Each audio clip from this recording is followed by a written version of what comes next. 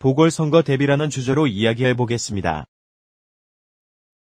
15일 치러진 제21대 국회의원 총선거 결과 여당이 180석을 획득하는 압승을 거둔 가운데 지금까지 검찰에 입건된 총선 당선자가 90명을 넘겨 변수로 떠오르고 있다.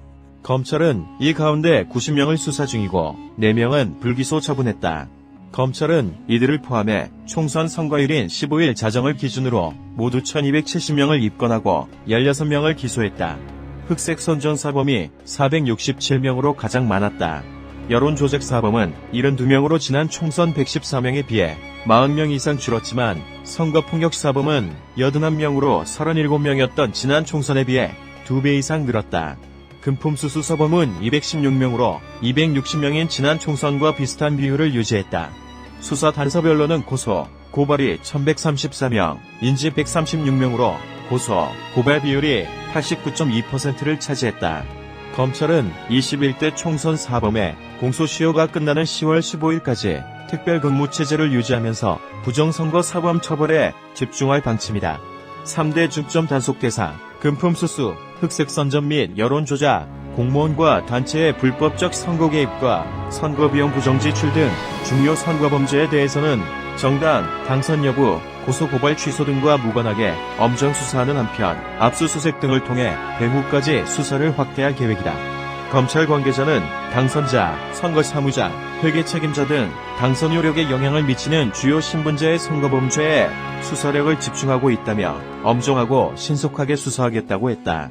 그러면서 공소유지의 만전을 기할 것을 전국검찰청에 지시했다며 기소한 사건에 대해서는 수사검사가 직접 공판에 관여해 불법에 상응하는 형이 선고될 수 있도록 하겠다고 강조했다.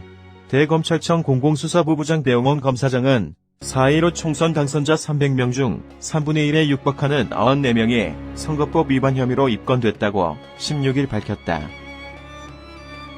선거가 끝나면 통상적으로 부정선거, 선거관련법 위반으로 당선 무효가 발생한다. 현재 미래통합당은 107석이고 당선 무효표가 얼마나 나오느냐, 보궐선거에서 의석수를 누가 차지하느냐에 따라 우패 의석을 더 얻을 수도 있고 개헌저지선을 빼앗길 수도 있기에 지금부터 치열한 두뇌 싸움이 되는 것이다.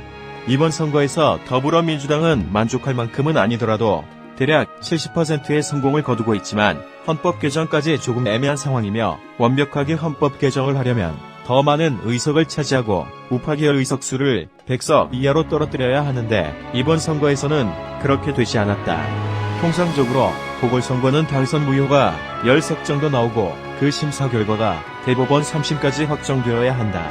당선 무효가 10석이라고 가정할 때 보궐선거로 최대 20석 차이가 날 수 있고 10석을 우파가 모두 차지하면 헌법 개정은 좀 더 안전해질 수 있는 것이다. 그래서 우리는 지금부터 2년 후 있을 보궐선거를 준비해야 하는 것이다.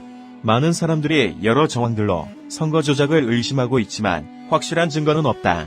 굉장히 의심스러운 것은 사실이지만 헌법 개정 저지를 위한 선거는 아직 안 끝났으니 항상 희망을 가지고 2년 후에 보궐선거를 준비하여야 합니다.